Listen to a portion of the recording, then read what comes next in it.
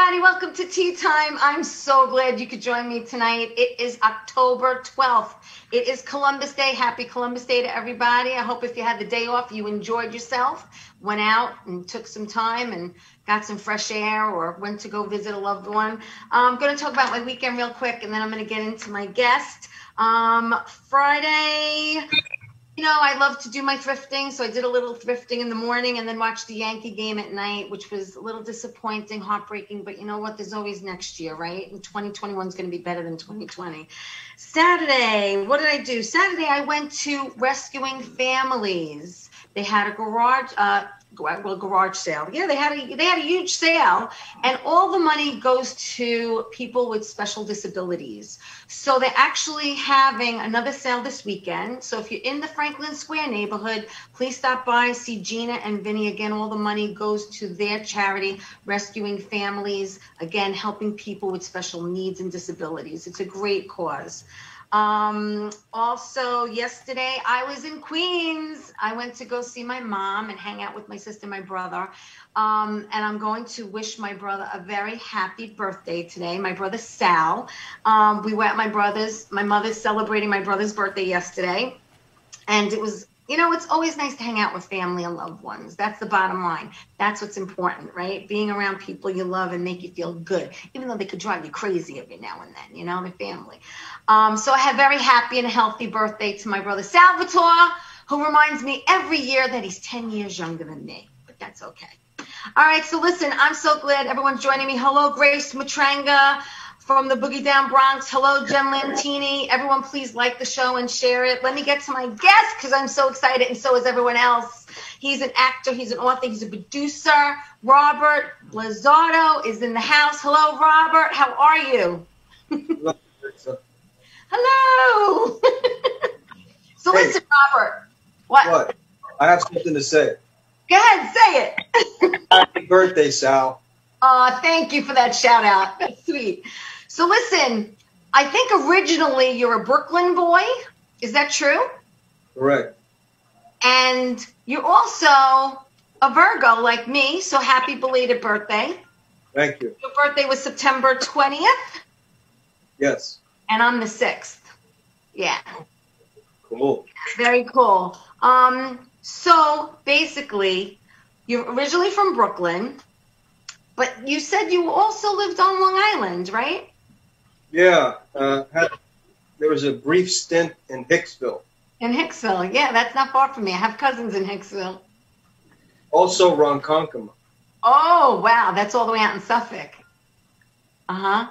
So you're in California now, but you started your journey in acting back in, you know, we're no spring chickens, you and I. I'm right there with you. But back in 1987, is that true? That's correct. That's, yeah. Mm-hmm. So you've been doing this a long time. You're a working actor. You've accomplished something that so many actors want to do, and that's just be a working actor. But you actually went to high school of performing arts. That's right. I appreciate the time to research that. Thank you. I try. That's why I said if I get anything wrong, correct me. And then you actually went to Stella Adler Studio of Acting in Manhattan, and you know, you got the bug. You got the bug in you. You know, you found acting like me as an outlet. Yeah, I think maybe that's well said. You know, it's ambiguous to me. I mean, when I think I understand the genesis and what it suggests, I just find myself not really knowing, because I think it sits in the realm of feeling. You know, it comes from here. It's not something I intellectualize. Right. There's no history of logic within the genesis or journey of that experience. I do remember, though, and still remember like it was yesterday, my experience at the High School for Performing Arts. Yeah. Yeah, well, everyone relates that school to the movie Fame. I actually wanted to go to that school, but, you know, growing up the oldest female in a very strict Sicilian household, my parents weren't thrilled about it. So I did go to my local high school. They did have somewhat, not like high school performing arts, but they did have somewhat of an art program where I did West Side Story, and we did shows and we performed. But ultimately, I wanted to go into the city, and my parents were very overprotective, let's say, you know. Yeah. And then you actually studied with Tara Bowles. Yeah, she was. If what I remember is correct, she was Stella Adler's protege. She was one of her students who she had a connection for. So there was a lot of leelas or stories regarding Stella that Tara shared with the class. So I felt, even though I didn't study with Stella Adler directly, I felt like she was in the room. That makes it very, very, very, very special. But you grew up, and I'm going to quote you, and if I get the quote wrong again, forgive me and correct me, but about acting, you said, it was the closest thing to freedom that I felt because the world I was growing up in was so chaotic. It made me feel good, and I felt love that I didn't feel anywhere else, and I saw the power of imagination, and it was my only escape. And I read it, and I can so relate to it, because as a child, I myself would use my imagination to take me away, to transport myself somewhere else, or transform myself into someone else. Why was it so chaotic, and how come you feel that way? Well, I mean, I don't want to speak for other people, but maybe I can in this regard. I think a lot of us, or people, maybe feel locked up in circumstances throughout their life. Maybe growing up. I know I did. And imagination is key. Whether you realize it, that it can be utilized as a tool, kind of like a key to unlock a door to escape a circumstance that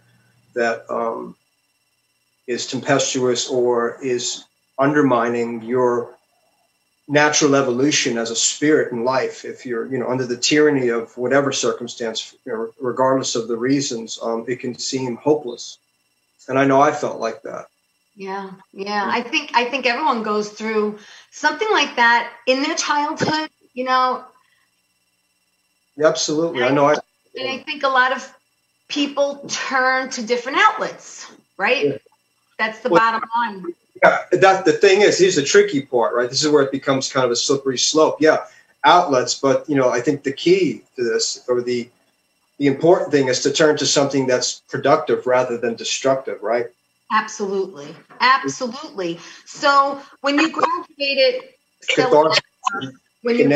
and you take that whatever's occurring in you or around you, you find a way through the performing arts to channel that, knowingly, unknowingly, and entertain people, and so it's one of those things where you don't necessarily know in the moment that you're affecting people, but then in late time you find out that there's some significance to it. And was the key for me, because I didn't understand the impact of it. I knew I had a sensibility that when I was on stage, that something was occurring that felt liberating. Yes. Also very frightening too, because you're in front of all these people and you have to,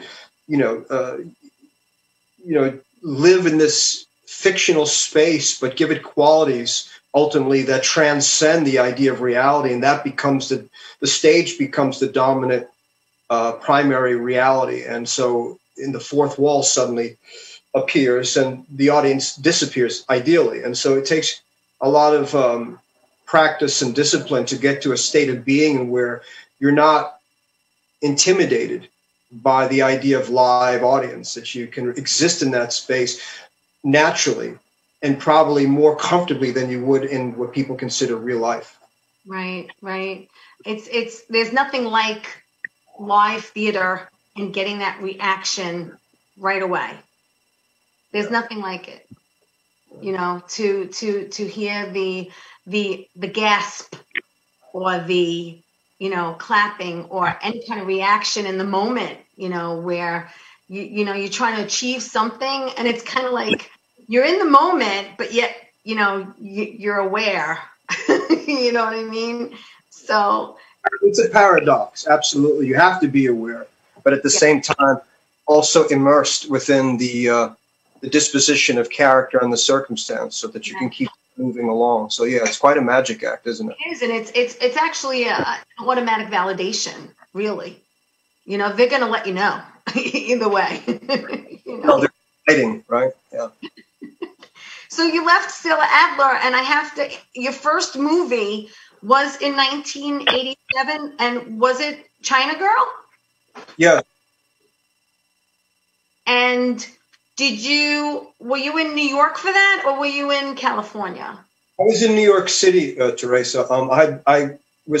I had been discharged from the military about a year prior, or maybe less than a year. I want to thank you for your service, because you served in the Navy. Appreciate and my dad served in the Navy too. Yeah, he was a Navy man. USS Conway back in the day. So thank you for your service. So yes, so you went into the service, and then when you came out, what came first? I went in 1981. I enlisted. I was discharged in 1985, and then, long story short, within about a year I was out, I reconnected with a man named Anthony Abeson, who was a very close friend and teacher at Performing Arts High School. Mm-hmm. I kept in touch while I was overseas, and when I returned to New York City, I started studying with him privately, and he was key helping me reconnect to the apparatus, so to speak, the art form, and studied with him privately, and he helped coach me for auditions. I went on many auditions within the first year, and one of the auditions was for Abel Ferrara's China Girl. Mm-hmm. And I was hired, so that was pretty exciting to have my first role. It's very exciting when you get that first professional gig. Yeah. Talk about validation. So yeah, it was surreal, because you don't believe it's even happening. I'm overseas, traveling around the world. I'm in the military, living a whole different kind of life, and then there's this nagging. There's just, I don't know, this nagging sensibility, or this feeling that, for the whole 4 years that I was away, I wondered if I knew it was necessary for me to join the military to work through some stuff. A lot of young men who are confused, struggling, with identity or with rage or any number of things that can end them up in a bad place. The military was the appropriate policeman for me in terms of discipline and get me focused. And so I knew it was the correct choice given where I was headed prior to the military.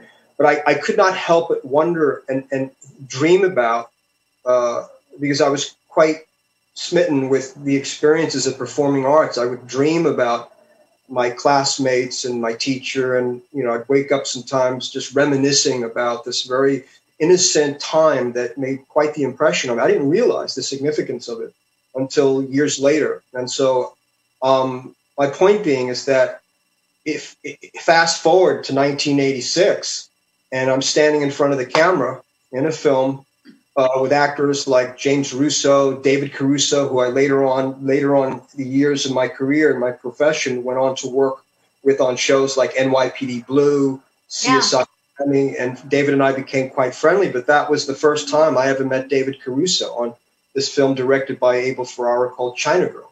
Right. So that was kind of bizarre and kind of beautiful in a way. Beginnings, So yeah. They say life is all about timing. You can have all the talent in the world and you can know all the right people, but it's all about timing. Yes. Do you agree with that? Yes, absolutely. Timing, and I think other things as well. Wouldn't you agree? Persistence, focus, discipline. Yeah. Well, those are very a relentless disposition that does not take no for an answer. My attitude is I don't want to knock on doors. I want to kick them in. Life's short, Robert, right? I'm preaching to the choir. Absolutely. It is short. So listen, we're going to take a really quick break. 1 minute. We're going to be right back. More with Robert LaSardo. Don't go away, everyone. Just stay there.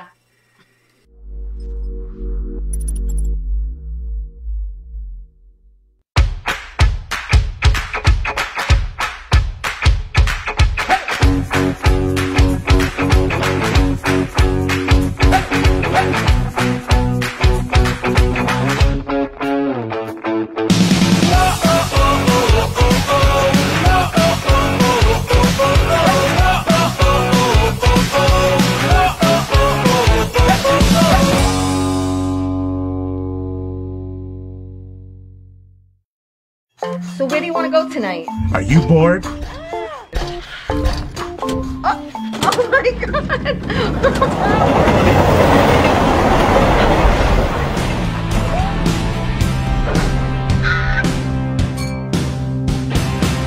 Hold on tight. We're going to Coasters. Coasters Tavern is located at 487 Newbridge Road in East Meadow. Their number's 516-557-2222.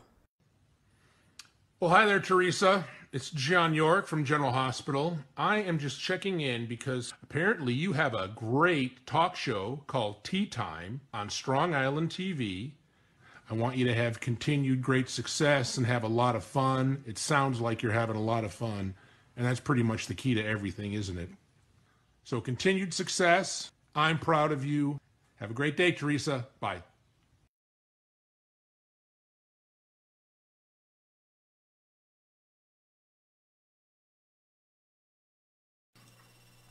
Hey everybody, welcome back to Tea Time. I'm so excited you're joining me tonight. Please like the show and share it. I'm actor, author, and producer Robert LaSardo is with me tonight. And I'm so glad you're joining me because he's an amazing actor. I mean, you've been a working actor for many years, since like 1987, like 33 years you're in this industry. How fast did that go? Fast, right? Speaking about fast, I'm sorry I skipped, but I want to thank John York from General Hospital for that big plug for Tea Time. Thank you, John. I had Carolyn Hennessy on the show from GH, and Robert also was on GH, and I'm hoping to get John on the show. And real quick, I'm so sorry that I have to do this, but real quick, someone nominated my show, Tea Time, for Best Podcast on Long Island, the Best of Long Island. And I just want to say I'm so blessed and honored and privileged that someone nominated my show. So what I have to do now is I have to become a politician and ask for votes. So I have to ask everyone to please Google Best of Long Island, Beth Page, and click on Arts and Entertainment, then click on Podcast, and then click on Tea Time, and please vote. You can vote every day up until December 15th. And I have a 1 in 18 chance of winning because there's 18 of us nominated in this category, but I know it'll be a huge coup if I win and we pull this off, and then we could all celebrate together. So thank you for that, letting me plug that. And I want to get back to Robert, because Robert LaSardo, again, has been a working actor, and that's everyone's goal, is just to be, it's fame, fortune, don't mean anything. You just to be working and constantly working. And again, I mentioned General Hospital, and he was also, again, NYPD Blue and Ghost Whisperer and True Blood, which I loved, and Nip Tuck and Short Circuit and Touched by an Angel. I mean, so many. But I wanted to ask you, what was your first studio film that you did? Because I think you mentioned that you worked with someone who I know I looked up to as a stand-up comic. Yeah. I came out of the Navy. I was auditioning, like I said earlier, and in addition to China Girl, a film entitled Moving, starring Richard Pryor, I auditioned for this film as well. And after several callbacks, I got the role. I was flown to Los Angeles. I was under contract with Warner Brothers for 3 months, and I got to work with Richard Pryor. It was surreal, incredible experience. I can't even imagine. I can't. I had a son. I had Richard Pryor Jr. on the show, who's an amazing man and a wonderful singer and performer. He worked with his dad a lot on a lot of movies that his dad did when he was much younger. but to be, to get flown out and work with Richard Pryor, I mean, it's like, did you pinch yourself? I mean, I'll give you, okay, so I'm on the set, right? We're working one day. Richard comes over to me and said, Robert, what are you doing next week? And I'm like, I don't know, because they had me at the Universal Sheraton Hotel there in Studio City, and I didn't know anybody, didn't have a car. So as miraculous as it was, and as surreal as the situation was, I was still stranded because I didn't have a car, I didn't know anyone. So it was a combination of feeling excited and fortunate, but also marooned a bit. And so Richard, I think, realized that I was spending a lot of time in the hotel with nowhere to go on my days off. And he said, what are you doing next weekend? You want to come over to my house and watch the Sugar Ray Hagler fight? And I just like, sure. Yeah. So his driver picked me up. And, that weekend, I was sitting next to Richard, a couple of his close friends, watching the Sugar Ray Hagler fight. A couple of times, because the interesting thing to me was that about a couple of years prior, I was stationed in the Aleutian Islands, this isolation duty base, listening to records of Richard's stand-up comedy. Wow. Told me, hey, guess what? Fast forward a few years, you're going to be working with them in a movie. I would have said to them, wow, you're on, what drugs are you on? I never would imagine in my wildest dreams that the creative Jones or hunger I had would manifest that way. You never know, it's be careful what you wish for kind of a thing. So and there I was. It was suddenly upon me. And I think sometimes when stuff like that occurs, you don't always know how to process it in the moment because you're in shock. You kind of figure it out in late time. Exactly. Yeah, no, it's I know it would kind of like take my breath away. Absolutely. I wanted to know, I'm sorry? I don't want to be redundant, but I had to say this, is that he was so nice to me. Clearly he was nice. He invited me, but he was also just Richard was a very soft-spoken, gentle man who whispered some encouragement in my ear that I needed to hear at that stage in my life. So despite this victory of being hired by the studio in this, in this very fortunate circumstance, I still was insecure, because you grow up a certain way sometimes and you still have to dispel a lot of the ideology and thoughts that permeate the consciousness that have nothing to do with who you are. And right. You meet people along your journey that sometimes can help that process of removing the negativity in terms of self-perception, and he definitely helped me recognize that I had value as an artist, as a human being, and I deserved to be in that position. Absolutely. Well, you know what? It was a blessing that you heard it from him. And I think that's what you needed at the time. It's we're in this industry that's so fickle, and, we land something, but sometimes it's not enough to validate us, if that makes sense. I think because sometimes we have self-doubt like everyone else, and we, not that we're not worthy. I think we're all worthy, but I think it just takes me back to when a person gives a compliment, sometimes it's hard for a person to accept it. Yeah, it's a practice. You have to learn to appreciate the compliment, receive it, and take it serious. If you've been taught to think a certain way in terms of what the mirror reflects back, right. Other people have trained you to think a certain way, and that influence has been the dominant thought. It takes time to reduce it, make it smaller, and so you can have a different thought, a new one that's much more forgiving and helpful. I think the difficulty with performers in the industry is such a competitive field that it's not it's a track and field event. It's not a team sport, let's face it. So I think competition by its very nature can divide people. It doesn't always bring them together, unfortunately. I think maybe it's the human condition, human nature. And so I found this to be very challenging. I was told once, don't share your good news, Robert. I'm like, why? They'll confiscate it.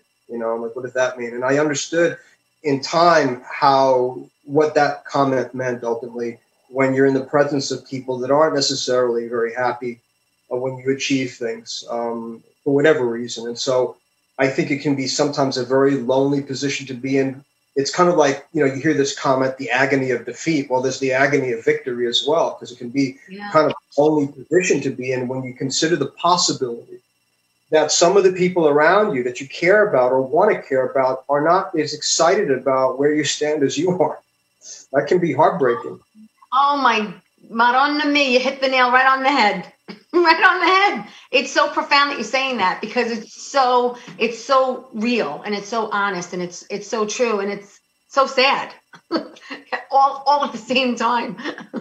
Well, and the flip side of that coin, not to make it morose and to become a pity party, it's just, it builds character, though.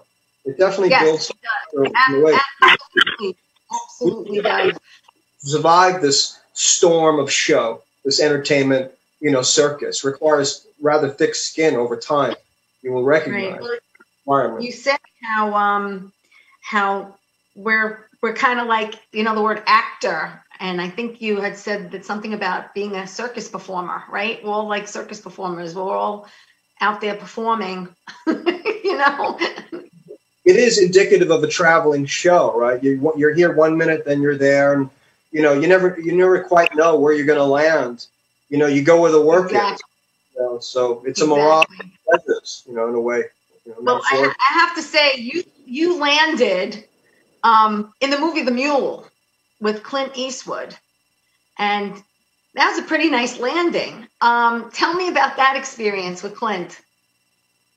That was another situation where I had to pinch myself, Teresa.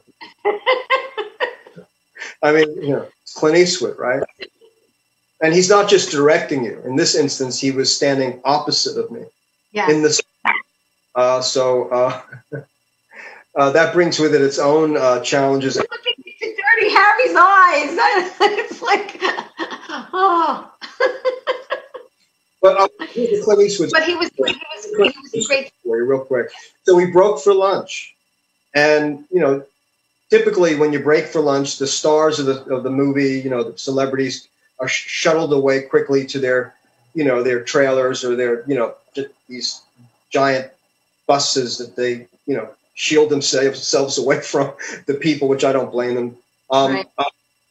But in this case, I stood there at lunch, kind of shocked to see an elderly man standing at the back of the line with his head down, with this unassuming kind of posture, and with his hat on, with his head down. I realized that was Clint Eastwood at the back of the line waiting to get his food.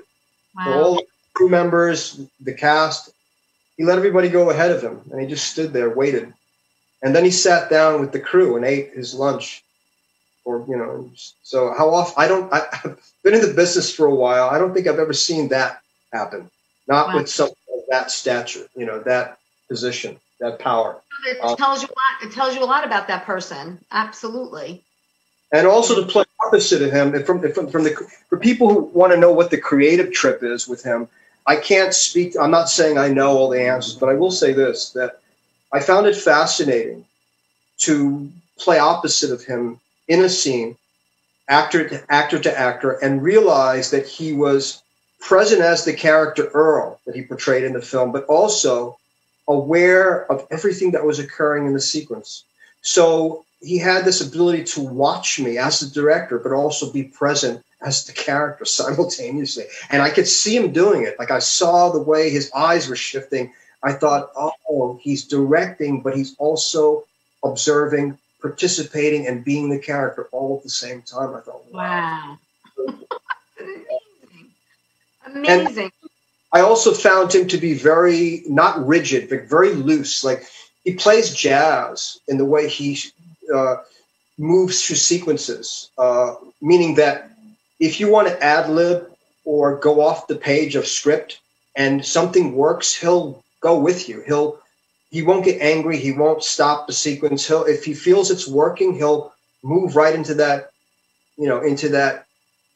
situation with you. That's and nice. So beautiful to be allowed. Yeah, it was refreshing, and it also was very validating for me to ad-lib some of my dialogue and see it survive the final cut, because in some of the scenes, because I was in several scenes with him, some of the dialogue between him and I, we ad-libbed it. It wasn't on the page. It just came out. Right. So that's when the magic happens. Yeah, I'd like to believe that. I mean, it's subjective, right? I mean, I to be in the movie. I mean, you asked 10 different people. It worked. What? I said if it wasn't cut, it worked.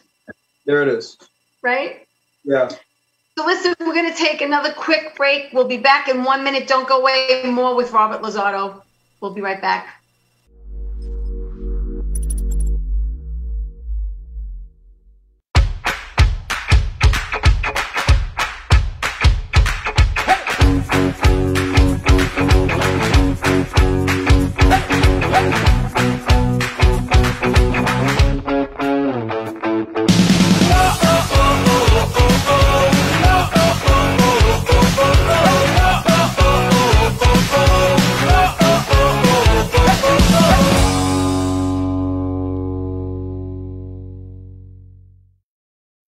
So where do you want to go tonight?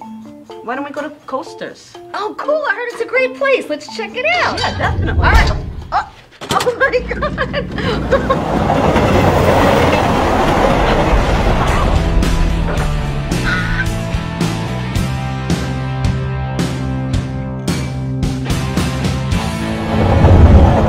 Coasters Tavern is located at 487 New Bridge Road in East Meadow. Their number's 516-557-2222.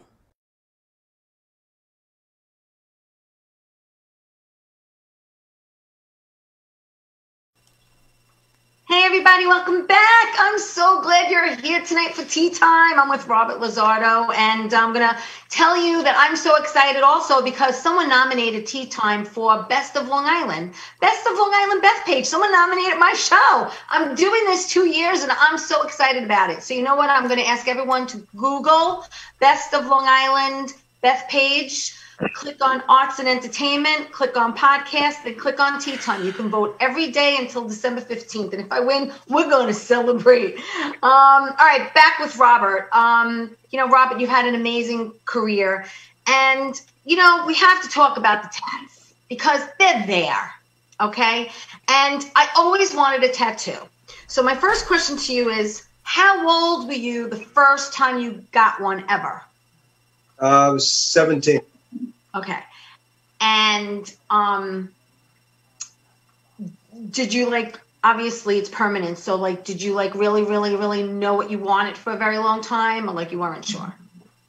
I knew this much. Wanted a tattoo. Okay. Okay. All right. Well, you know what? I always wanted one. I always wanted a tattoo. And, you know, and I told my parents I want to get a tattoo. I know that didn't sit well with them. They tell you, did they say to you, okay, Teresa, are you going to get an apartment to go with it? No, there was only 2 ways of leaving my house, Robert, death or marriage. So that wasn't happening. But I had a break ball, so to speak. And I said, listen, Daddy has one from the Navy, okay, USS Conway. It's on his arm. It's big. So my father wasn't around when I said this, mind you. And my mother's like, well, what do you want to get? What do you want to get? And I said, down there, slippery when wet. And she's like, what are you, out of your mind? And I'm like, Ma, I'm joking. But I know I want to get a tattoo. Now, I turned 56 on September 6th. Muzzle. Thank you.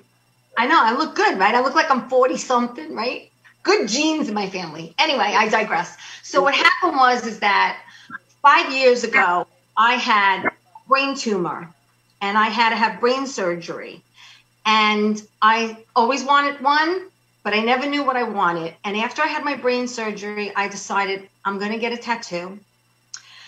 And this holds a special place in my heart because it just reminds me every day how blessed I am when I wake up and that I'm still here having a conversation with you. I'm going to show you what it is because it's not big, it's small. I'm going to bring it to the camera. Hey, can you see it? Hang on. All right, I'm trying to get it. Closer, hang on. Okay, let's see. Let's try this. Oh, I love it. It's Beautiful. Thank you. I do too. And I look at it every morning and it just reminds me how blessed I am. But I do want to get another one. You can't just have one, right? You're preaching to the choir, man. I know, because you have a lot of tattoos. They're very meaningful for you.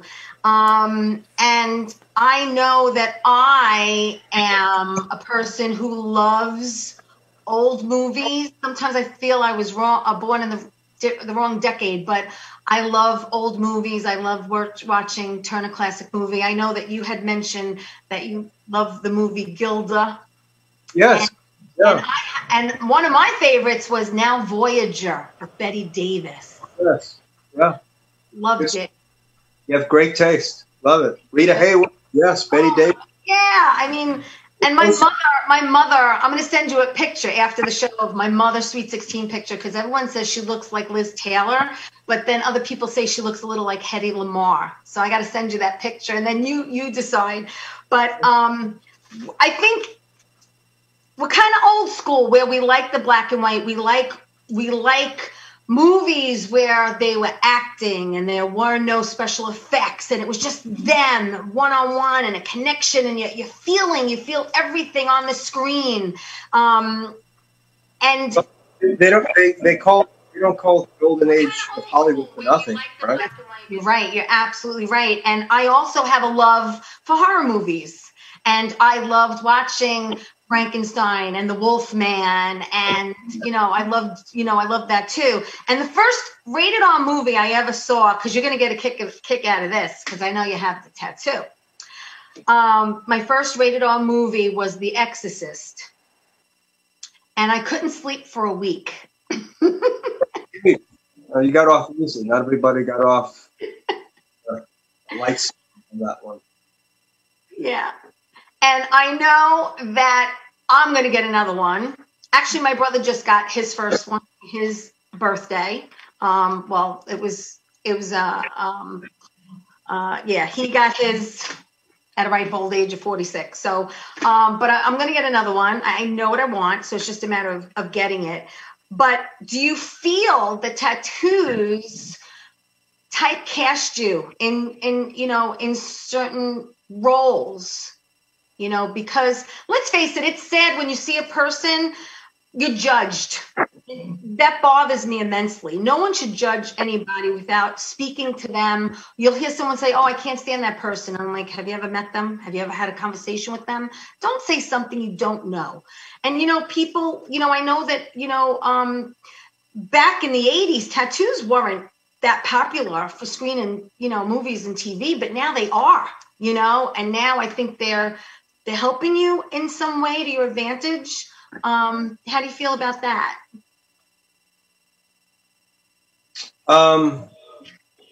What I feel is that whether it's now or it was 30 years ago, that I had to work considerably harder to show the governing entities, the casting director, the producer, that I had ability, despite what the imagery suggested.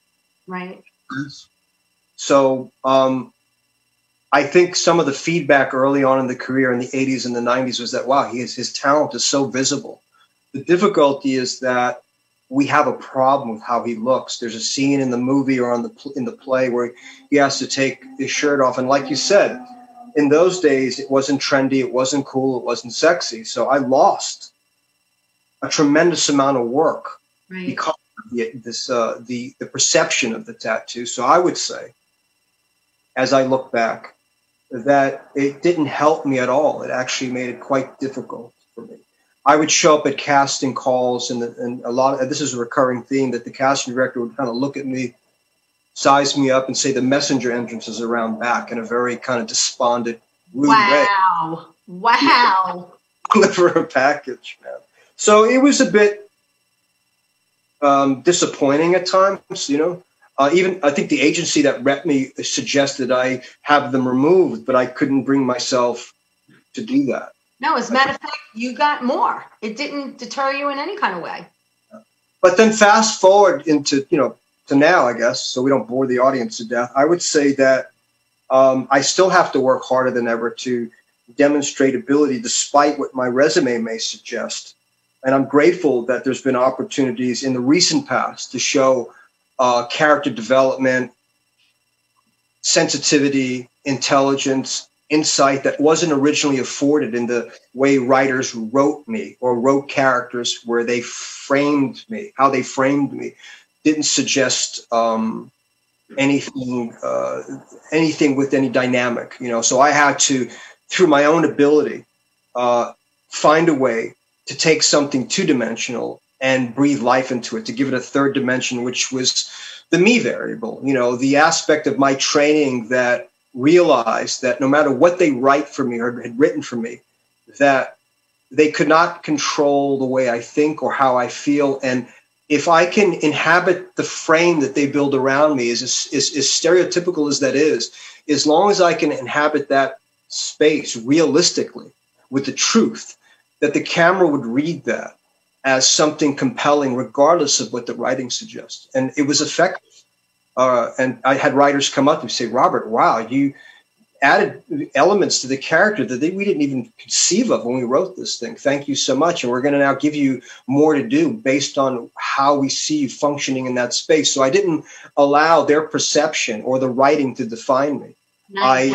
I leaned heavy on what my teachers taught me in terms of state of being, character development, all the training that you apply to breaking down the dialogue and looking at the subtext. And if there isn't anything there, then you invent it. You give the character a history, a life that you bring to the stage or before the camera, so the audience feels that they're witnessing something that has significance.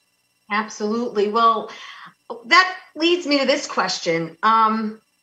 If you did not pursue acting and have the career you have, what would you be doing?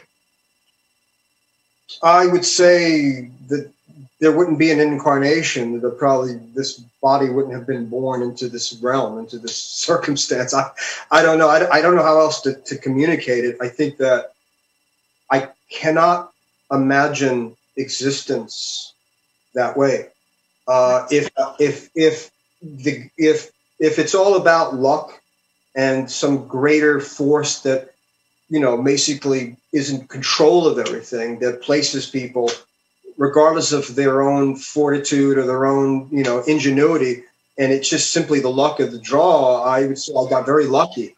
Had I not been lucky, and despite my ingenuity and my relentlessness and persistence in believing in something, and had it not proved to be fruitful or giving me an opportunity to make a living, I don't know if I'd even be alive right now. Wow. Not to sound, to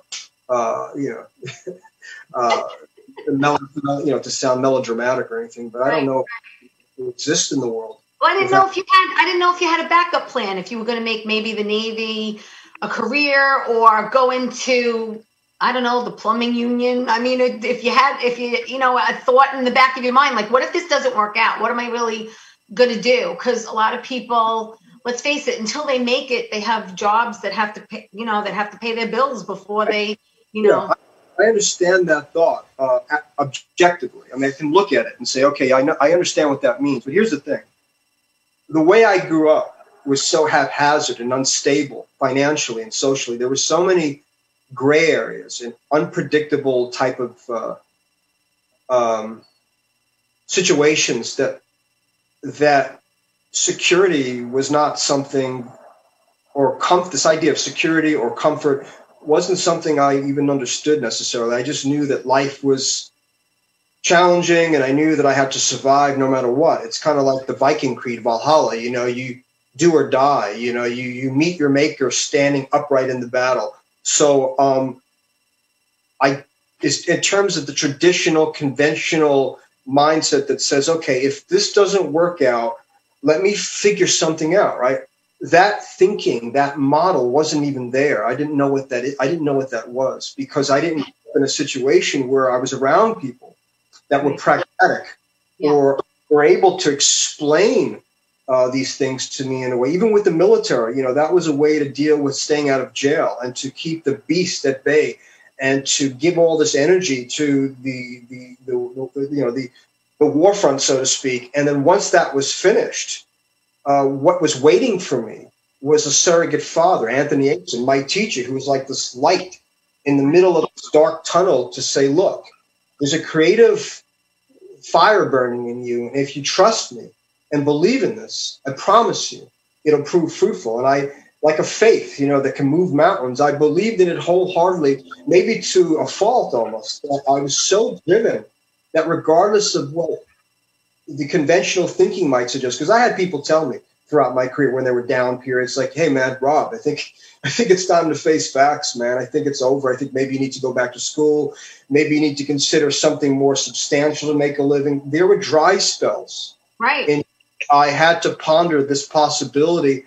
And what I found was I couldn't function in that world. I tried to get jobs. I had these, you know, little job here and there, but I would inevitably get fired or just not be able to stick it. Right. I once, and to add some humor to this, I remember once in Hollywood, I was broke, or I was down and out, and I applied for a position answering a telephone or handing out flyers or something. And I remember not getting hired, I think because I had tattoos on my neck or they didn't like the way I looked. And then I remember auditioning for an HBO show, and I got that job. So I saw right there the model in front of me. Okay, try to audition for a clerical job or handing out flyers or answering a telephone. No, audition for HBO and you get the gig. So in my darkest hour, the universe, or whatever you want to call it, would suddenly show me a neon sign. Okay, go this way, and it wasn't just some theory. It was something tangible. I demonstrated a work order that would put money in my pocket and convince me to continue fighting with everything I had, because once again, like I said earlier, I realized that I was handicapped based on the personal choices I made regarding the illustrations that, that lived in the skin. And so because of that, I knew that I had to transcend the idea of stereotyping and take the ability and impress the hell out of the casting directors and the directors that they would hire me. And if they didn't hire me for the leading man, or they would hire me to do something as an actor. Right. So I would at least be present to the apparatus, make a living, and find a niche within that world where people would say, you know what, and I remember people telling me, directors telling me right to my face, Robert, excuse my friend, you're really very talented actor. If you didn't have all these tattoos, you'd be a movie star. And I remember hearing things that I felt that were encouraging, but also disheartening. But it kind of, over time, you just learn to just let it go in one ear and out the other. And you focus not on vanity, not on what the mirror suggests or trophies. You focus on your relationship, your love affair with the art form itself. And that guides you. That's your wife. That's your husband. That's your partner. That's your significant other that helps guide you through this labyrinth of, kind of ambiguous moments that sometimes challenge the very faith that you stand on. Yeah. And just when you think all is lost, everything is gained. And so I continue to look at it this way. So as far as a backup plan, to answer your question directly and simply, I had no backup plan other than to die. Or be abducted by aliens or something. I don't think I would have been functioning. I think I probably would have become a criminal. I don't know. Yeah. I'm not sure. I can't answer. I'm glad you never have to find that out, because you are a working actor and you've been working for the last 33 years. And you also, we have like 4 minutes left. This is how fast my show goes, and I have so much more to get to. I'd love you to come back. But you also dabbled a little bit with producing. You executive produced. You was an associate producer with Homestay. You were a creative producer on Darkest Night. You were a co-producer on The Pizza Joint. Did you enjoy producing? These are honorary titles given to me by fans who I work with, and I'm thankful for that. I will say that what I produced most recently that I'm proud of, that's something I actually helmed, is a book entitled Gabriel's Trial that will be published at the end of the year. Okay, and but you wrote your first book called Life Sentence, a true story about love, lunacy, and fame. And I want everyone to go to Amazon and buy it. It's an amazing book. And Gabriel, simply put, it's my confession. it's your confession. And a myriad of stories, kind of like the story I told you. You know, it's like many of those regarding my personal life, etc. Yes, and I also want to talk about some movies. You were working on a lot of things before COVID, but you also are in Anarchy Parlor. You play a tattoo artist in that, if I'm not mistaken. I played the lead character in this film. His name is, they call him simply the artist, right? Artist. And then you were in Bloodthirst, Narco Sub with Tom Sizemore. There are two things I plug real quick if I can. Yes. First will be released, I believe, January or March next year. Okay. Released through Lionsgate, starring myself, Costas Mandalore, and Tara Reid. I play a vampire, the master vampire. It was such an exciting project because I get to wear a prosthetic and the teeth and the cape, but it's kind of playing like a superhero, you know, but an underworld superhero. So that was exciting. And also, for people who like Christmas movies, this Thanksgiving, a film called Hope for the Holidays will be released. Okay. The leads in this, starring Sally Kirkland, Todd Bridges, George Stoltz. Yes, I saw the preview for it. It looks amazing. And also something that I have to see, The Talking Tree. Well, that's the same movie. They changed the title to the Hope. Did they change the title? I didn't know that. Okay, all right. So The Talking Tree is now Hopes for the Holiday. Oh my God! I can't wait to see it. Can't wait to see it. Right, Hope for the Holidays, aka Talking Tree. It'll be released this Thanksgiving in limited theatrical, and then it'll be available on all the multimedia platforms for Christmas. It's a holiday movie. It's something a little bit different than what you're used to seeing me appear in. Thus the title, Hope for the Holidays. Yes. So it's kind of a more positive type of message and character that I get to portray. Other than what we're used to seeing, you know, the characters I portray do, which is right. And people can follow you on Instagram. You're at Robert LaSardo on Instagram. But you have so much going on before COVID that I know that, you know, once things pick up, you know, you're gonna be a busy man. Busy man. I'll say something real quick, and I know you got a little bit of time here. I was busier during COVID than I was prior to. Really? I filmed about 4 films from February up until now in the midst of it. Plus I moved from up north to where I am now near Topanga Canyon in California. So I moved and I completed 4 movies during COVID. Wow, that's fantastic. Well, I'm doing 3 indies and a TV pilot. Good for you. So, you know what? You can't stop us. You can't stop. Unstoppable. That's so true, Robert. Listen, we're so out of time. I want to keep talking to you. Please come back anytime you'd like. I want to thank you sincerely for taking this time to come on my show and talk to me. I know that I appreciate it. My viewers appreciated it. And, you know, I hope we can work together one day. You never know. I would love that. You never know. Stay right there. Everybody, thank you for joining me. Please like the show. Please share it. And I'll see you next week, everyone. Ciao. Stay safe.